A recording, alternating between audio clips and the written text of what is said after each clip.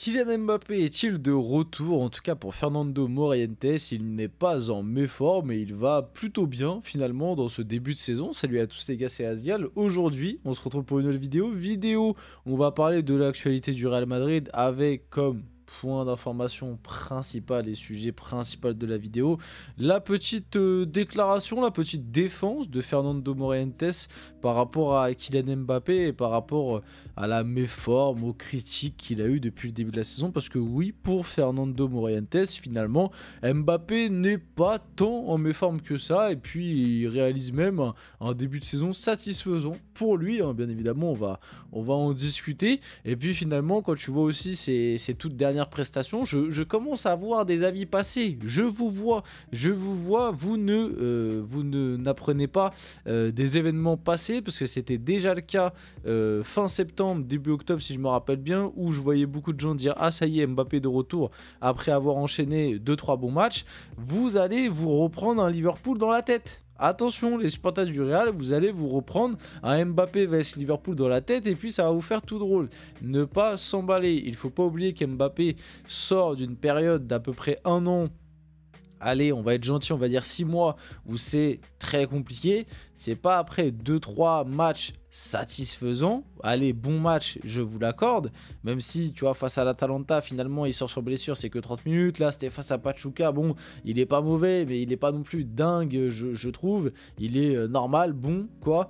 Et il y avait eu juste avant Gérone, mais tu vois, juste avant Gérone, il y avait eu le match face à l'Athletic Bilbao où on se rappelle que bah, c'était pas un grand Mbappé non plus. Donc, tu vois, c'est pour ça qu'il faut tempérer. Il faut tempérer, va falloir attendre un petit peu pour revoir Mbappé Prime. En tout cas, dans cette vidéo, on va réagir aux propos de Fernando Morientes, à d'autres actus du Real comme d'habitude. Bien évidemment, avant que la vidéo commence, n'hésitez pas à la liker, commenter, partager et vous abonner. Ça fait toujours plaisir, c'est ça qui aide pour le développement de la chaîne. On vise les 7000 abonnés pour la fin de l'année, donc n'hésitez pas.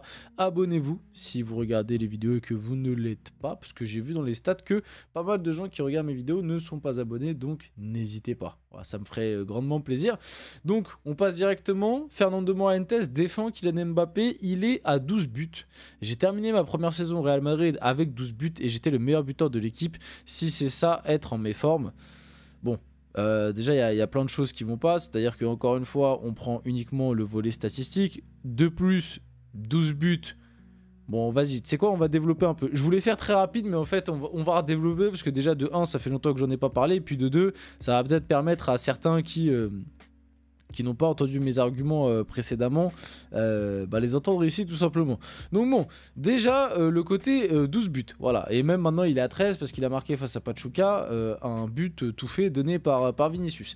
Alors déjà, moi, le volet des statistiques tout le temps, on prend les statistiques pour défendre Mbappé. Moi, au bout d'un moment, j'en ai marre. C'est-à-dire qu'avec Mbappé, on parle plus de football, on parle uniquement de chiffres. C'est-à-dire qu'Mbappé, voilà, c'est peut-être devenu un mathématicien. Je sais pas. Peut-être que c'est devenu un mec qui fait des formules mathématiques. Je sais pas. N'hésitez pas à me dire dans les commentaires. Mais avec Mbappé, on ne parle plus de football, on ne parle plus de passement de jambes, on ne parle plus d'élimination, de dribble, de classe, je sais pas, de gestes et tout. Bon, il y a eu ce magnifique but face à l'Atalanta, mais sinon à part ça, voilà, avec Mbappé en fait on parle plus de football, on parle uniquement de goal assist. Voilà, est-ce que ce match là il a eu un but? Ah bah oui, il a mis un but. Bah même s'il fait un match dégueulasse, bon il a mis un but, allez, homme du match. Bah d'ailleurs c'est un petit peu ce que fait la Liga finalement, hein. À chaque fois qu'Mbappé marque, il le met homme du match, alors que la plupart du temps c'est pas du tout le meilleur joueur de son équipe et c'est loin d'être le meilleur joueur du match.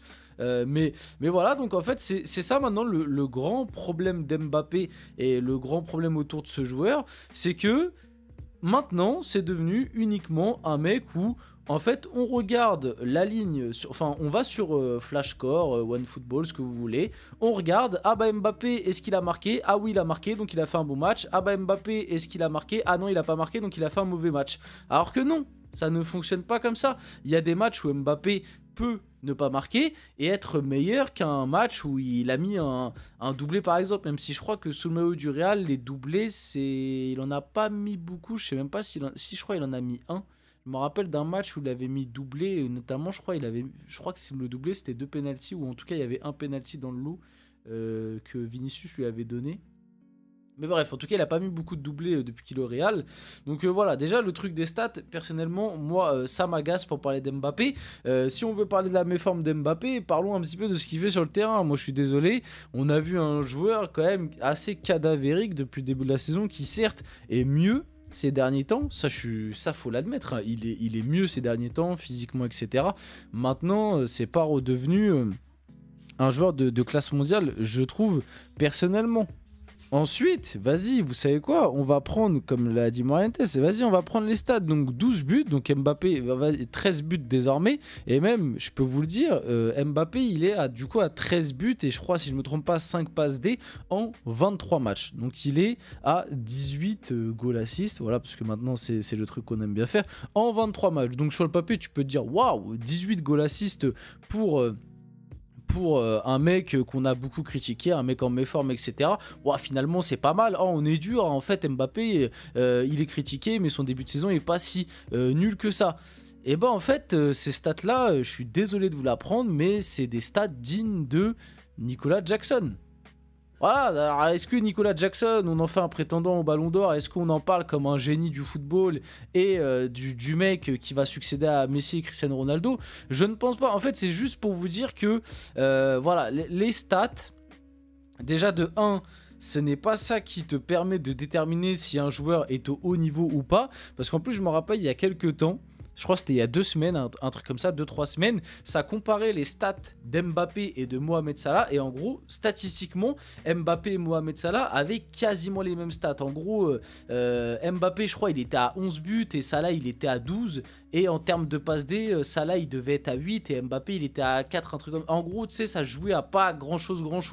Mais on les voit les matchs. En fait, on les voit les matchs. Et même si tu veux prendre le volet statistique, c'est-à-dire uniquement parler de stats sans prendre en compte les matchs, bah même statistiquement, Mbappé, sa saison, elle est pas ouf. Là, Morientes, il nous dit, oui, moi, ma première saison, j'ai terminé à 12 buts au Real Madrid. Alors, Morientes, c'était un très bon footballeur, attention, je suis pas... Mais Morientes, c'était pas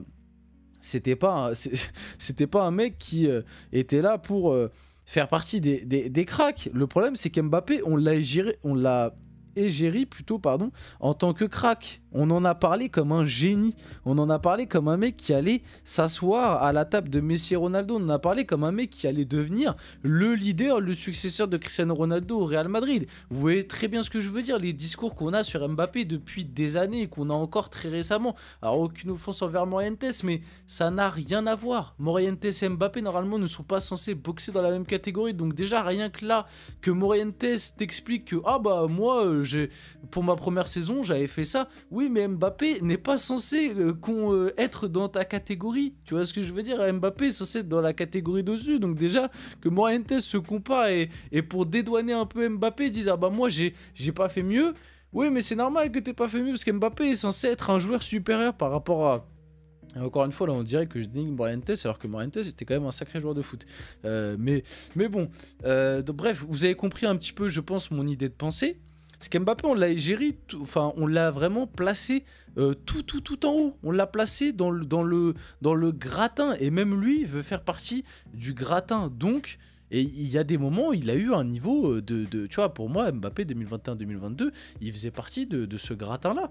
Mais c'est une période très courte, et puis au final, il a pas forcément su capitaliser sur cette période-là, et puis il a rien gagné d'important sur cette période-là. Donc maintenant, on le juge comme tel. Parce que moi, si vous voulez qu'on juge Mbappé comme on jugeait Morientes, ou comme on juge Nicolas Jackson, ou des mecs qui mettent 12 buts. Parce que là, depuis le début de la saison, Lewandowski fait mieux, Rafinha fait mieux. En termes de goal assist, même je me demande pas si Lamine Yamal, il est pas si loin que ça, parce que Lamine Yamal, il a beaucoup de passes D, il a pas beaucoup de buts, mais il a beaucoup de passes D. Barcola fait mieux. Voilà, si vous voulez qu'on compare Mbappé à Barcola, mais moi, il n'y a pas de problème. Mais du coup, bah, me parlez plus de lui comme un génie, comme un mec qui va aller chercher un ballon d'or, etc. Du coup, Vinicius fait mieux. Enfin bref, il y en a, Mohamed Salah fait mieux, il y a des tonnes de joueurs qui statistiquement même sont devant lui. Donc même sur le volet des stats, bah Mbappé, il est pas là où il devrait être normalement. Et puis en plus, il faut prendre en compte aussi que tu as ces stats-là au Real Madrid, dans un championnat cette année qui est quand même super faible. Je trouve que la Liga de cette année est super faible. Et dans des matchs où 80, voire 90% du temps, t'es dominateur et t'as minimum une voire deux occasions par match. Faut pas oublier qu'Mbappé, depuis le début de la saison, il a vendangé un nombre d'occasions familiques. Il a quand même vendangé des sacrées occasions. N'hésitez pas à vous refaire des matchs ou à vous faire des compiles. Mbappé, il a bien bicrave depuis le début de la saison. Il pourrait être vraiment, il pourrait être avec 10 buts en plus, facile, s'il avait eu un petit peu plus de justesse devant le but qui... normalement est l'une de ses qualités. Donc bref, tout ça pour dire, on synthétise, tout ça pour dire que Mbappé, il y a du mieux ces derniers temps, que ça veut pas dire qu'il va retrouver son niveau, on va attendre un peu, on va tempérer, et non, je suis désolé, son début de saison Real Madrid, il est pas satisfaisant, faut arrêter de vouloir le défendre à tort et à travers, il a connu une méforme, et voilà.